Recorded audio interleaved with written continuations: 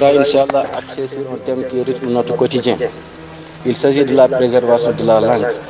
Ô fils d'Adam, craignez Allah subhanahu wa ta'ala et préservez votre langue de dire du mal. Sachez que toute parole, aussi banale et minime soit-elle, n'est pas vaine et est comptabilisée par les gens. Allah dit à cet effet, et quand les deux recueillants, assis à droite et à gauche, recueillent, il ne prononce pas une parole sans avoir auprès de lui un observateur prêt à l'inscrire. Sourate 50, verset 17-18. Croyants, sachez que nous avons des comptes à rendre aux jours du jugement dernier sur ce que nous disons, ce que nous faisons et ce que nous avons pour croyance. En effet, Allah dit, le jour où leur langue, leurs mains, leurs pieds témoigneront contre eux de ce qu'ils faisaient. Sourate 24, verset 24. Et dans un autre verset, le très miséricordieux nous renseigne. Et ne poursuit pas ce dont tu n'as aucune connaissance. Lui, la vue, le cœur. Sur tout cela, en vérité, on sera interrogé. Sourate 17, verset 36. D'après Abu Huraira, qu'Allah l'agrée, le messager d'Allah sallallahu alayhi wa sallam a dit, celui qui croit en Dieu et au jour dernier, qu'il dise du bien ou qu'il se taise, rapporté par Al-Bukhari et Muslim. Ce hadith laisse entrevoir que celui qui à la fois complète, qui le préserve du châtiment d'Allah et qui fait parvenir à l'agrément d'Allah subhanahu wa ta'ala, qu'il dise du bien ou qu'il se taise. Car celui qui à la fois complète en Allah, craint son châtiment et espère sa récompense, il s'applique à faire ce que son Seigneur lui a ordonné et de laisser ce qu'il lui a interdit. En particulier, il maîtrise ses organes qui sont sous sa responsabilité. Le messager d'Allah sallallahu alayhi wa sallam a dit, rapporté par Tirmizi dans son Sunan, est-ce que les gens seront-ils pas jetés en enfer sur leur visage ou sur leur nez, si ce n'est à cause de la moisson de leur langue? Celui qui a une raison saine et une bonne compréhension, il ne lui reste plus, après avoir su tout cela, que de faire preuve de piété à l'égard d'Allah subhanahu wa ta'ala. Il dira alors du bien ou il s'abstiendra. Cette langue qui fait partie des bienfaits d'Allah subhanahu wa ta'ala, qui fait partie des bienfaits qu'Allah nous a accordés, il convient de l'employer à l'invocation d'Allah, à inciter à faire le bien, à interdire le mal et à dire tout ce qui est profitable aux gens. Quant à celui qui lâche la bride de sa langue et se noie dans les péchés, que ce soit dans la médisance, les insultes, les malédictions, le rabaissement du Créateur, le dénigrement de la religion, il tombe dans ce qui le mènera à sa perte. Le messager d'Allah dit à cet égard, certes il arrive que le serviteur dise une parole dans laquelle il ne voit pas de mal, mais à cause de laquelle il chutera en enfer plus loin, ce qui s'appelle le levant du couchant, rapporté par Muslim dans son Sahih. Autrement dit, qu'il prononce une parole qui fait tomber dans la mécréance sans y voir aucun mal, c'est-à-dire qu'il ne la considère pas nuisible pour lui. Il se mène à sa perte en la disant et chutera jusqu'au fin fond de l'enfer à cause d'elle. Chers frères et sœurs en l'islam, le plus grave des péchés de la langue et le plus dangereux dans l'absolu, c'est la mécréance. Par exemple, insulter Allah, insulter les prophètes ou les anges, ou l'islam ou le Coran,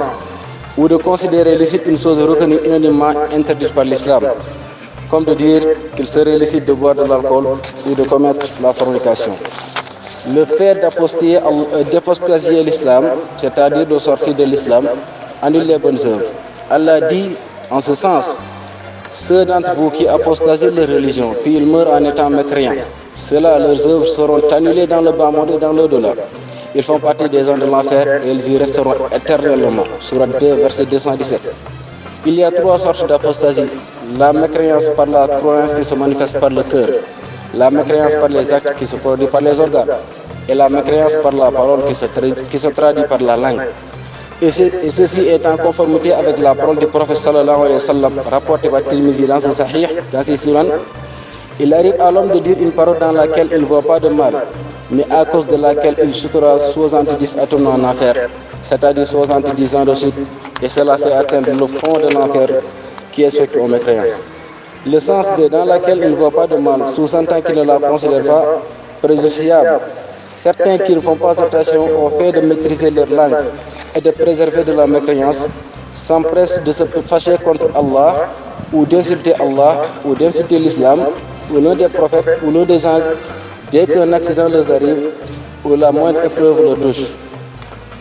Que vont raconter ces gens-là qui courent à leur perte, qui ne font pas attention au point d'insulter Allah, qui se moquent des prophètes, des anges de l'islam et la religion de droiture. Certes, ils ne font que gagner des péchés qui comportent l'humiliation et le rabaissement et la perdition. Il a été dit que la langue est à l'exemple d'un fauve. Si tu ne l'attaches pas, il t'attaque, c'est-à-dire il te dévore. Les pieux prédécesseurs disaient: rien ne mérite plus d'être longtemps emprisonné que la langue. Celui qui préserve le plus son cœur est inéluctablement celui qui contrôle le plus sa langue.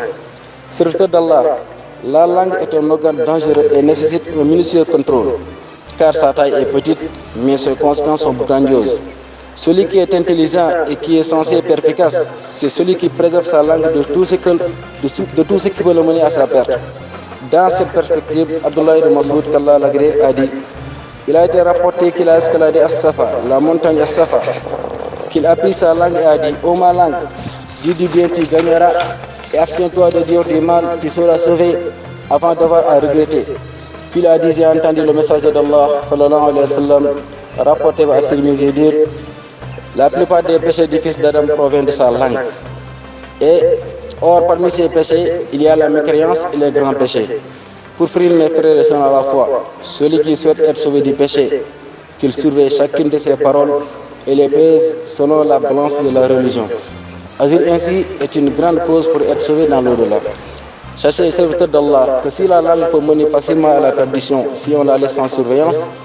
il n'en demeure pas moins vrai que cette même langue peut mener à la satisfaction et à l'agrément d'Allah subhanahu wa ta'ala. En effet, rapporté par le Bukhari, Tirmizi et Muslim, selon Abu Huraira, qu'Allah l'agrée, le messager d'Allah, que la paix et la bénédiction d'Allah soient sur lui, a dit: il y a deux paroles qui sont légères sur la langue, mais lourdes dans la balance et aimées par le très miséricordieux. Subhanallah wa bihamdi, gloire et louange à Allah. Subhanallah al-Azim, gloire à Allah l'immense. Selon Ibn Mas'ud, qu'Allah l'agrée, le prophète sallallahu alayhi wa sallam a dit: celui qui lit une lettre du livre d'Allah a pour cela une bonne action.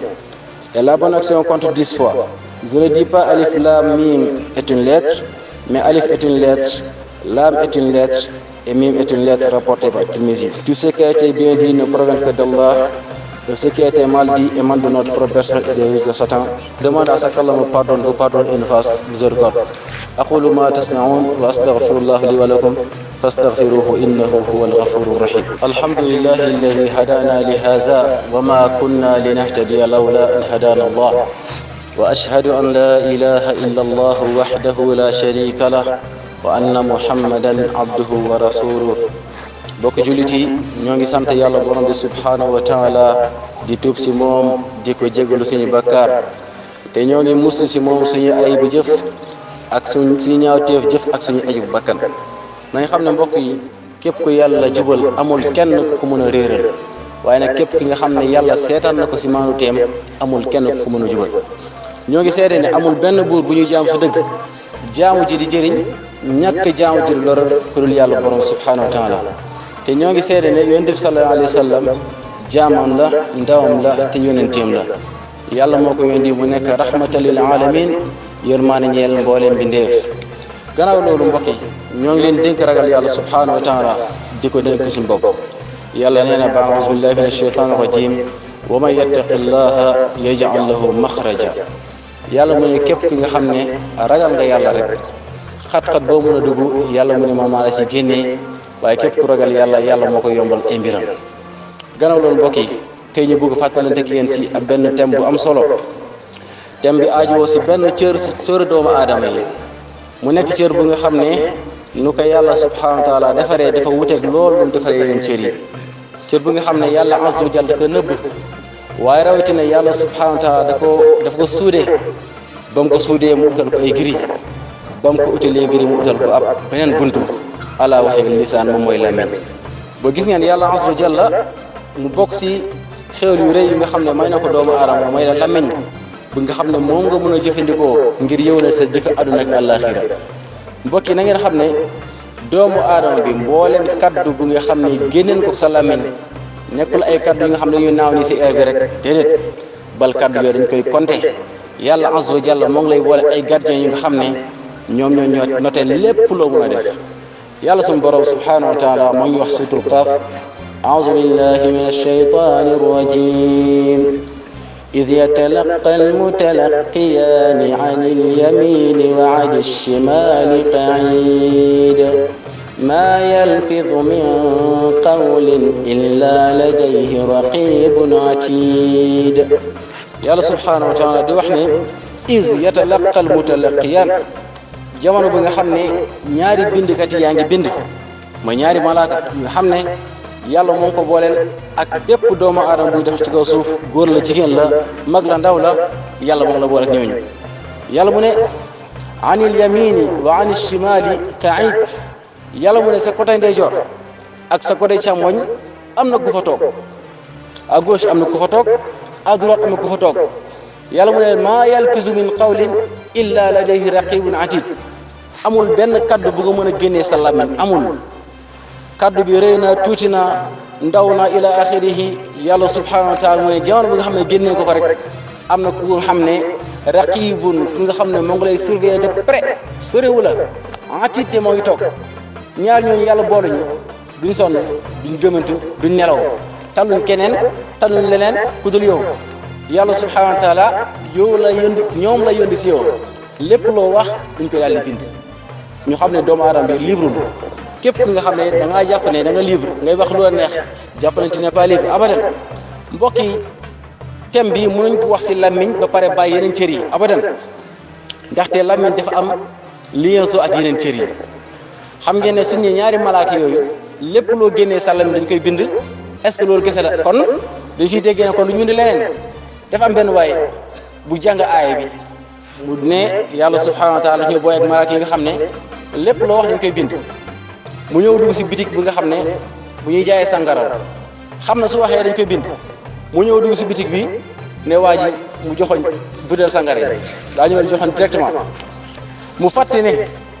am na beneen aaya bu yàlla wax ne inna alaykum la xaafidin kiraman katibin yaalamuuna ma tafaaluun yàlla mu ne inna alaykum la xaafidin yàlla mu ne maa ngi leen boore ak ay ñan ay gardien livroo leen kiraaman gardien yu tedd lañ yàlla subhanahu wa taala daf leen teddal waaye nag kaatibiina dañuy bind yaalamuuna maa tafaaluun lépp lu ngeen di def xam nañ ko réeroo leen laqatu nga feeñ nga foo mën a dugg ci kaw suuf ñoo ngi ànd ak yow foo mën a dugg ñoo ngi ànd ak yow kon mbokk yi da nga xam ne doomu aadama libre mbokk yi gis ngeen suñu cër yi nekk ñun tey waxuñ de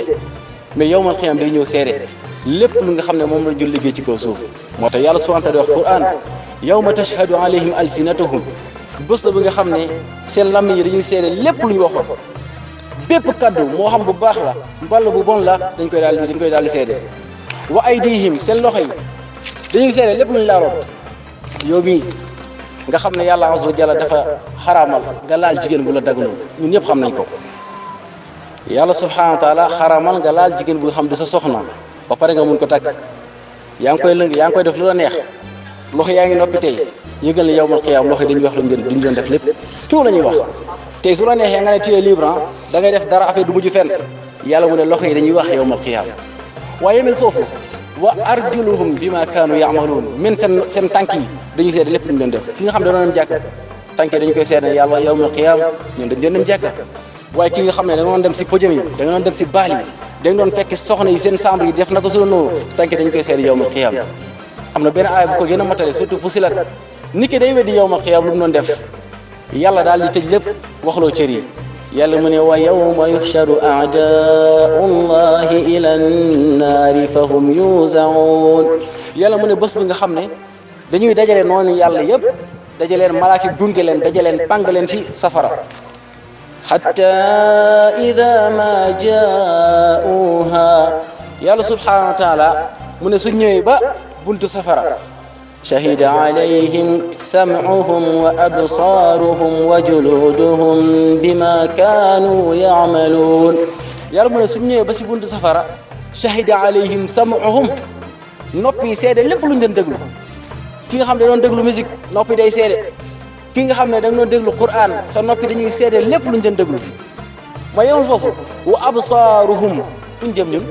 yàlla subhanahu wa ta'ala mu ne seen bët yi dañuy seede lépp lu ñu doon gis yow bu doon toog si banc yi jigéen bu romb nga xool bët yi dañ koy seede yawmal qiyaam te dañoo noppi ala kulli xaal yàlla mu ne sam'uhum wa absaaruhum mais yemul foofu wa juluduhum bima kaanu ya'maluun yàlla mu ne seen der yi kon bàyyul dara lépp day seede bima kaanu ya'maluun su ko defee nit ki mooy dellu di wax ak cër yi wa qaalu li juluudihim lima shahidtum alayna wax cër yi waaw lu tax ngeen di seede lii si ñun cër yi lan lañ koy tontu qaalu antaqana allahu alladi antaqa kulla shay ñun de yàlla bu nga xam ne mooy waxul lu ko neex moo ñu waxloo tey wa huwa xalaqakum awwala marra bu leen fàtte ne moom moo leen bind si lu jiitu wa ilayhi turja'un te si moom moo ngeen di dellu yàlla mu ne wa ma kuntum tastatiruuna an yashhada alaykum sam'ukum yéen mosoo leen ragal ne seen nopp yi ak seen bët yi ak seen dee dañ leen seede yawmal qiyaama bal zanantum anna allaha laa ya'lamu kathiran mimma ta'maluun bal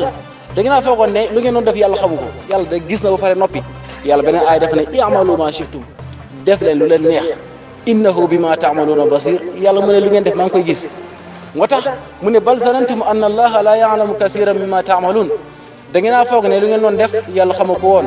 yàlla mu ne wa dhalikum zannukum alladi zanantum bi rabbikum yàlla mu ne njortu boobu ngeen doon njort seen borom ardaakum mu daal leen mujj alak fa asbaxtu min alxaasiriin ngeen mujj nekk si ñu xam ne ñuy perte la ñaan si yàlla musal gis ngeen mbokk yi cër yi dañuy seede te yàlla azza wa jalla def leen di laaj yawmal qiyaama yàlla subhaanahu wa taala mu ne inna sam'a wal basara wal fu'aad kullu ulaa'ika kaana anhu mas'uula dafa tàmbale waa taqful maa laysa laka bi ilm yàlla mu ne bul dugg si lu nga xam ne amoo si benn xam-xam ngay tasaare benn information bu nga xam ne dara wóoru la si ngay tasaare waxu jaamur amoo si information source ba xamoo nu mu demee envoyé nañ benn message si WhatsApp bi nga daal di tasaare si ay groupe amaana mbir boobu sax mun na nekk dëgg mais day xaw wi sa sutura mbokk julit nga daal di tasaare loolu yow ma xiyam daal dina ko laaj inna sama yàlla mu ne naka nopp yi wal basara naka bët yi wal fuaad xatta sa xol bi luñ si façon kan nga gëmoon kan nga yaakaaroon ana kan mooy ki nga xam ne moom nga jox say mbir yëpp yàlla azza wa jalla mu ne kullu ulaika kaana anhu mas'uula lii yëpp dañ la ko laaj yawmal qiyaama mbokk yi nag ànd ak lii yëpp nag cër yi ban moo si jar a gën a sàmm bi nga xam ne moom mooy dirigé neen cër yëpp moom mooy al-lisaan moom mooy làmmiñ moo tax yonent bi sallallahu alayhi wa sallam jox ñu benn solution si xadis Abu Hurayra mu ne man kaana yuminu billahi wal yawmil axir falyaqul xayran aw liyasmut yonent bi neen képp ki nga xam ne gëm nga yàlla gëm ne yàlla mooy sa borom gëm yàlla boo paree nga gëm bés penc bés buy ñëw la bés bi nga xam ne yàlla daf lay atte falyaqul xayran aw liyasmut na wax lu baax mbala mu noppi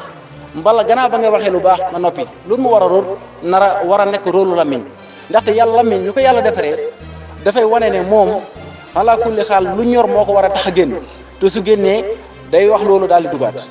moo tax yónni sax jox ñu solution boobu que gëm yàlla gëm bés penc na wax lu baax mbala mu noppi bu dugg si lu la wóorul gannaaw ba ngay wax lu baax na nga daal di noppi. amul benn bakkan bu xam lu ma denc ñooñu si ay xéwal yawmal qiyaam jazaa'an bimaa kaanu ya'maluun ndaxte li peer la ñeel ñi nga xam ne luñ doon jëf la gannaaw boobu yónni sax ne ko yaa Muaz ndax duma la wax lan mooy some mbir yëpp ak lu ko téye mu ne ra'su amr al islam mu ne some mbir yëpp mooy islam waaye nag wa umuduhu as-salaa lu téye diine lu téye lislaam mooy julli mooy su fi nekkul islam du fi nekk moom mooy as-salaa mooy julli yónni sax moom ko dénkee dénkaan yëpp rek dafa ne yaa Muaz ala adulluka bi malaaki dhalika kulli est ce que duma la wax lu nga xam ne moo résumé lii yëpp li nga xam ne soo ko jàppee da ngay am lee yëpp te dina tax yàlla yombal la nga def lii yëpp te dina tax nga dugg aljanna fa axada bi lisaanihi yónni bi sasam daal di génnee làmmiñam ne ko kuffa alayka haada téel ma lii téye ko nga xam ne loolu kon lu rëy la Muaz ne ko waa ya rasulullah wa inna la muaxazuuna bi ma natakallamu bihi kon ñun wax yi ñuy wax est ce que yàlla ñu koy jàppee ay temps nga laqat dóor benn audio bu nga xam ne leer na la yow ñemoo koo feneen bind message bu nga xam ne leer na la yow bëggoo kenn gis ko am na ñu nga bëggoo sa borom sax ala kulli xal noonu yàlla gis na ko azza wa jalla am na ñu nga xam ne dañ leen ruus si société bi bëggoo ñu gis message boobu mais kaddu yi ngay xeeb si suuf audio yi ngay xeeb si suuf loolu la yonent bi sallallahu wax Muaz ne ko waa yonent bi sallallahu alayhi wasallam kaddu yi ñuy wax yàlla ñu koy jàppee yonent bi wax benn kaddu ne ko faqilat ko ummuka soo ko doon firi littéralement da nga ne yow de yàlla na sa yaay ñàkk mais benn kaddu la si arab mooy yow xanaa da nga dof lan moo la daal wa hal yakubu nnaas fi nnaar ala wujuhihim aw qaala aw ala manaxirihim illa xasaidu alsinatihum mu ne Muaz xanaa gisoo ne yawmal qiyaam ñu bëri nañ leen jël seen kanam yi dëpp ko biir safara mbala seen bakkan ñu dëpp ko biir safara amoo lenn lu leen si yóbbee lu seen ngóobitu làmmiñ lu ñu di wax seen làmmiñ subhanallah mbokk yi ay temps nit dina wax benn kaddu bu grave bu nga xam ne ko bàyyi xel mu nekk kaddu bu nga xam ne yaa ngi ko jàpp yaa ni lu ndaw sa kanam waaye nag wa huwa inda allahi azim kaddu boobu mu nekk lu rëy si borom bi subhanahu wa taala beneen xadis bu raglu yonent bi sallallahu alayhi wasallam nee na inna al abda la yatakallamu bil kalimati ma yatabayyanu fiha mu ne jaam bi dina wax benn kaddu bu nga xam ne ba mu koy wax jàppul ne sax kaddu bi dafa grave moom si moom dafa jàpp ne daal kaddu la rek nii mais mu ne yonent bi sax mu ne kaddu boobu tax yazilu biha fi nnaar abada ma bayna al mashriqi wal maghrib kaddu boobu tax yàlla wàccee ko yowmal xiyam biir safara distance bu gën a sori l'est ak l'ouest mbokk soo doon xayma nga mettre entre l'est ak l'ouest xoolal distance bu mu toll yàlla yonent bi sax mu ne benn kaddu boobu kes wax waxuma ñaar de waxuma ñett waxuma ñeent kaddu boobu mu wax mu tax yàlla wàccee ko biir safara lu gën a sori distance l'est ak l'ouest yàlla na si yàlla musal mbokk ay temps ñuy wax ay kaddu yi nga xam ne ñu ko bàyyi xel exemple yàlla nattoo la nga def examen amoo am lu gën séntu yàlla may la ko comme niñ ko ñaan nañ koy defee nit ki dañuy lal si jaadam jàpp ba pare lal si jaadam dem bay julli mu lem si sànni ko fële mu ne yàlla nu nga tasee sama yaakaar noonu lay tasee sa yaakaar subhanallah xoolal kaddu boobu yaa ngi ko xeeb yàlla noo mën a tasee yaakaaram mbooloo adduna bi suñ dëppoo woon ñëpp taxaw di jaamu yàlla kenn du mooy yàlla du yokk yàlla shay an dara ñëpp suñ dajaloon di mooy yàlla subhanahu wa taala du wàññi yàlla dara kon fa kay fa nga ne yàlla da ngay tas yaakaaram kaddu yu bon yooyu mbokk yi dina gis ay kaddu yi nga xam ne mën la dugal si mero borom bi subhanahu wa taala exemple yàlla azza wa jalla digle weeru koor nañu woor weeru koor ren soo gisee si confinement bi puisque dañoo confiné woon ay nit ñëwoon nañ si man wax ma ne puisque dañoo tëj jàkk yi kon weeru koor est ce que mënuñ ko annulé xoolal kaddu yooyu est ce que mënuñ annulé weeru koor bi quoi te pourtant waa ji ba nga ko doon wax moo ngi ree du kenn du ñaar du ñett ñu bëri ñoo ko wax puisque yàlla daa tëj jàkk yi Makka amul puisque pèlerinage amul léegi nañ tëj weeru koor bi quoi ñu bañ a woor xoolal kaddu yu ñaaw yooyu yaa ngi koy wax yaa ngi koy xeeb mais lu rëy la si borom bi subhanahu wa taala yàlla azza wa jalla digle ne nañ julli 5 waxtu par jour nga ne noo yow yàlla 5 waxtu daa bëri quoi lu tax def fa 2 naaj bi tàng na nga ne waa yàlla xanaa daa mer tey nu mu demee noonu mais yàlla xanaa daa mer kaddu yi yaa ngi koy xeeb mais yonent bi sasam nee na yàlla di nit ki dina wax benn kaddu bu nga xam ne yàlla da koy mere ba yowmal qiyaama lu mu defetee su baax yàlla da ko xool bokk subhanallah kon nañ góorgóorlu ñu tuubi balaa muy yéex mbokk yi na ngeen a xam ne wax dina dem sax ba wedduloo nit ki nga wax benn kaddu bu nga xam daf lay daal di génnee si diini xam ngeen ne weddi ñett la yaa ni nit ki dina weddi si ngëmam aw boobu xol moo koy def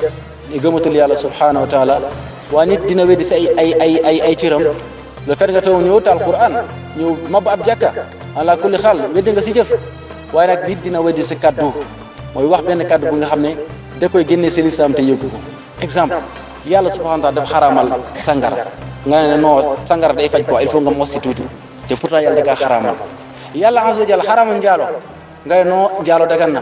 lu nga xam ne yàlla moo ko xaraamal soo ko daganalee mbala mu daganal lu mu xaraamal subhanallah kaddu bu nga xam daf lay génne si diine te doo ko yëg xam ngeen ne ku génn si diine la mu atteem si borom subhanahu wa taala yàlla mu ne wa man yartadid minkum an diini képp ki nga xam ne génn seen si diine fa yamut mu dee wa huwa kaafir ba mu dee mu nekk yéeféer yàlla mu ne fa ulaika ñooñu habitat a'maluhum fi dunya wal axira ñooñu seen jëf yi dafay màbb si àdduna ak alaxira wa ulaika ashabu naar ñun ñooy waa safarawum fii xaalidun te fa lañu sax ba faw mbokk yi nañ moytu di saboté diine ay kaddu yi nga xam ne amaan ñoo ngi koy wax ñoo ngi koy xeeb mais mu nekk lu rëy si borom subhanahu yàlla dig nee na muuru ab soxna romb la nga ne xanaa kii malaaka la kii lan moo ko dal xanaa gisul tàngoor bi te pourtant yàlla subhanahu taala moo ko digal muuru yonent bi sa moo digal ñaan góor yi buñ wat seen sikkim nañ yar seen sikkim nit yar sikki tam nga ne wat ko mbala dina sa mbob bi sa ñax bi nekk sa kii bi na nga ko daal di dindi te pourtant islam moo ko diglee kon li nga xam ne yàlla azza wa jalla moo ko légiféré moo ko digal yow nga ñëw di bëgg a contredire yooyu ay kaddu yi nga xam ne mbokk yi mën la génne si te doo ko yëg mbokk yi am na kaddu yi nga xam ne ñoo ngi koy bëri di wax exemple nga toog nga ne maam yàlla soo ne maam yàlla loolu lan lay wane kon yàlla am na baay am na jabar am na doom te yàlla la wax kaddu yooyu ba nit ñi di utal yàlla doom ne yàlla am na doom yàlla dafa ne takaadu samawaatu yatafattarna min asamaan xaw na xotteeku ndax yi loolu wa tanshaqul ard suuf dem na bay xar wa taxirul jibaal montagne dem nañ bay daanu ngir lan an daaw lirrahmani waladan ba nit ñi di wax ne yàlla am na doom wa ma yambaxi lirrahman ay yattaxisa waladan du yàlla si yàlla mu am doom kon mbokk yi kaddu yooyu nit ki daal di ko war koy moytu. dafa am benn xadis bu raglu yónni sasam nee na inna al abda la yatakallamu bil kalimati la yara biha ba'san yahwi biha fi nnaar 70 xarifan mu ne jaam bi dina wax benn kaddu bu nga xam ne ba mu koy wax moom jàpp na ne kaddu bi nekkul lu grave kaddu bu simple la nii rek mu ne kaddu boobu tax ni wàccee ko biir safara lu toll ni 70 ans muy chuté biir safara 70 ans mu egg si fin de l'enfer. ndaxte benn xadis bés Yonent bi sasam dafa toog sahaaba yi Abu Hurayra mu ne fa sami'na wajba ñu daal di déglu benn explosion Yonent bi sasam ne leen ne atadru ma haza est-ce xam ne lii lan la ñu ne ko allahu wa rasuluhu a'lam yàlla ko yonente ne moo xam mu ne haza hajarun ursila ila jahannama mundu 70 aaman al an intaha ila qa'riha mu ne lii di ab xeer la bi nga xam ne yàlla da ko sandi woon biir jahannam ñoo ngi ko sandi woon biir jahannam depuis 70 ans kon keroog ba lii bi juddu fii ci kaw suuf ba muy am 70 ans xeer baa ngi dem ba muy am 70 ans yónni sax mu ne al an intaha ila qa'riha tey la xeer bi egg biir jahannam yan si yàlla musal kon mbokki loolu rek ci ab kaddu bu ngay wax la kon lammiñ lu jar a moytu la lu jar a sàmm la moo tax dañuy wax ne lammiñ dafa mel ni ab gaynde bu nga yar wala ab segg bu nga yar sa kër rek imma nga tàkk ko mbala mu attaqué la kon na nga koy sàmm salaw sall yi dañoo wax ne gisuñ ne lu nga xam ne moom moo gën a jar ñu daal di koy tëj lu yàgg lu mooy lammiñ kon lammiñ dañ ko war a téye bés dafa ñëw Abdullah ibn Mas'ud irtaqala ila safa dafa yegg si montagne as safa mu daal di teel lamiñam mu ne yaa lisaan aywa lamiñ qulil xayra taxnam waxal lu baax nga daal di texe waskut ani char taslam na nga noppi yaani si wax lu bon su ko defee nga daal di mucc min qabli an tandam balaa ngay rëccu mu ne sami'tu rasulallah sallallahu alayhi wa sallam yaqul mu ne dégg naa yonent bi sallallahu alayhi wa sallam di wax ne aktaru xataaya ibn adam min lisaanihi mu ne damaa dégg yonent bi di wax ne doomu aadama yi de lu ëpp si ay bakkaar moo ngi bàyyi ko si lamiñ lu ëpp xool nit ku dugg safar la plupart du temps si lamiñ la bàyyi ko xool mbokk yi yaani bokkaale fan lay jógee nga toog nga ne am na keneen ki nga xam ne moom moo dirigé mbir yi ku dul borom bi subhanahu wa taala nga gëm ne wax ne am na keneen ku lay dugal aljanna ku dul yàlla borom bi subhanahu wa taala fenn si boppam fan lay bàyyi ko si lamiñ jëw yaani wax lu ñaaw sa mbokk jullit fan lay jógee si lamiñ yonent bi sallallahu alayhi wasallam toog benn bés mu ne saxaaba yi ndax xam nga lan mooy jëw ndax xam nga lan mooy jëw ñu ne ko allah wa rasuluhu alam yonent bi ne leen zikruka axaaka bi ma yakrah mooy nga wax sa mbokk jullit lu nga xam ne su ko fekkee du ko neex nekkul ay tan yi di joone waa ji su fi taxoon ma wax ko ragalu ma ko yaa ngi koy jëw déedéet bi ma ànd woon nekk fi te su ko déggoon neex ko loolu mooy jëw waaw ñu ne yéen di sa saxaab ñu waaye yéen di sa salo afaraayta in kaana fi axi maa qul xanaa gisoo ne su fekkee ne ñun lu ñu wax moom dëgg-dëgg loolu moo am waa ji nii la mel yéen di sax mu ne naam loolu nag mooy jëw dara loolu mooy vrai jëw su fekkee lu ngeen di wax moo nekk si nit ki ba pare ngeen ko wax si ginnaaw loolu mooy jëw kon ñu si mucc bëriwul yàlla jégal ñu mu ne su fekkee ne lu ngeen di wax si moo amul nag mooy doon ko sosal kon lammiñ bi la te xam nga lan mooy danger jëw yonent bi sallallahu alayhi wasallam mu ne ba mu demee ràññaay ni lamma urija bi maratu bi qawmin romb na ay nit lahum asfaru min nuhaas ñoo ngi am ay wee yooyu nga xam ne cuivre la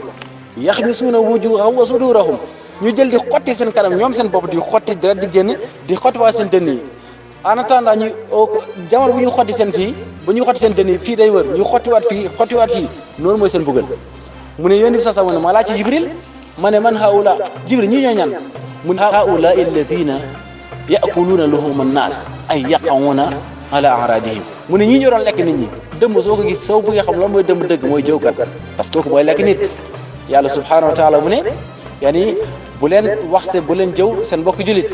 ndax bëgg ngeen seen mbokk jullit génn àdduna ba pare ngeen tiimu si yàpp di lekk loolu mooy jëw yoon di sa mu ne ay Jibril ne ko ay yaqawuna ala aradihim ñi doon tabbi si yaani deru doomu aadama yi te yowmal qiyam ki nga xam ne nga doon jëw yowmal qiyam nu muy demee kéem lu nga ko jëwoon dañuy xool sa tiyaaba yi ñu daal di jënd jox ko yow su fekkoon ne 100 personnes nga jëw nag ku ne yàlla kii jëw na ma ku nekk ñëw jël ba nga jeexal ñeneen beneen saa ñëwaat ne kii dafa doon jëw jeex ngay tiyaaba mais dañuy jël kéem lu nga ko jëwoon ñu jël si ay bakkaaram sotti la ko nga daal di texe di yàlla si yàlla musal kon mbokk yi nañ sàmm lamiñ bi ak a jara sàmm moo tax Omar ibn al-Khattab dana wax ne la tashghalu alsinatakum bi zikri nnaas fa innahu balaa mu ne bu leen boyal seen lamiñ yi di wax si nit ñi lu ñaaw ndaxte loolu balaa la wa aleykum bi zikrillah maa ngi leen dénk ngeen di tudd yàlla fa innahu rahma ndaxte loolu yërmande la. Salman al Farisi dafa bind lettre Abu Darda mu ne amma ba'd usika bi zikrillah fa innahu dawa wa ansaaka wa anhaaka an zikri naas fa innahu daa mu ne maa ngi lay dénk Abu Darda ngay tudd yàlla ndaxte loolu remède la soo koy wax da ngay faju waaye maa ngi lay moytuloo di ngay wax di tabbi si dara nit ñi ndaxte ala kulli xaal loolu poison la yam si yàlla musal kon mbokk yi kenn ku ne si war a dellu si borom subhanahu wa taala daal di tuub jàpp ne lammiñ bi benn mooy la bu nga xam ne su ko utilisé mun na koo amal ngërmaande borom subhanahu wa taala lammiñ bii ngeen gis nu mu gaawee si yaani dugal doomu aadama bi si lu nga xam ne da koy jural merub yàlla ak sanjab borom bi subhanahu wa taala naka noonu la gaawee si mun a dimbale jaam yi mu am ngërmaande yàlla si lu gaaw ndaxte beneen xadis yéen di sa waxaat na ne jaam bi dina wax benn kaddu bu nga xam ne yàlla da koy gërëm ba yawmal qiyaama kaddu bu nga xam ne benn kaddu ngay wax yàlla gërëm ba yawmal qiyaama xool leen xadis bi yonent bi sallallahu alayhi wasallam nee na kalimataani am na ñaari kaddu yi nga xam ne xafifatan ala lisaan dañoo oyof si làmmiñ ay soo koy wax soxlul yaani jaru nga si sonn yaani jaru nga si def effort bu bëri dañoo oyof si làmmiñ waaye nag thaqilataani fil mizaan ñaari kaddu yooyu dañoo diis si balance u tiyaaba jaam bi yawmal qiyaama xam ngeen ne yàlla nee na fa amma man thaqulat mawazinuhu fa huwa fi 'ishatin radiya ki nga xam ne yawmal qiyaama sa balance u tiyaaba diis na ba ëpp say jëf yu bon yàlla mu ne kooku day nekk si dund bu neex waaye nag wa amma man xaffat mawazinuhu ki nga xam ne balance u tiyaabam oyof na ba ay jëfam yu bon ëppale ko yàlla mu ne yaani fa ummuhu haawiya kooku yaayam mooy doon haawiya mooy fan lay dem safara bu tudd haawiya yàlla mu ne wa ma adraka ma hiya est ce que xam nga lan mooy safara boobu di haawiya naarun haamiya safara bu tàng la buy lakke la yoon di sa ko mu ne kaddu yooyu suñ ko tegee si balance jaam bi yow ma xam dafay diis waaye nag habibatan ir rahman yàlla borom yërëmaan daf leen bëgg ay lu nga xam ne yàlla bëgg na ko nit ki su saxee da koy jural sax mbëggeel borom sax day tax yàlla bëgg la mooy lan subhanallahi wa bihamdi subhanallahi alazim mooy da ngay tudd sell yàlla subhanahu soo ne subhanallah mooy da ngay sori yàlla lépp lu doy di ak lépp lu motadi mooy sori na borom subhanahu wa taala alhamdulillah nga saxal ne ay jamiu sifat al jamal wal kamal lillah mboolem melokaan yu mat yi ak yu rafet yi yàlla rek moom moo ko moom nga waxaat subhanallahi alazim sell ñaan la yàlla alazim ku màgg ki boo ko xoola ñaari kaddu yooyu yónni sax lan la wax si ñaari kaddu yooyu man qaala subhanallahi wa bihamdihi fi l yawm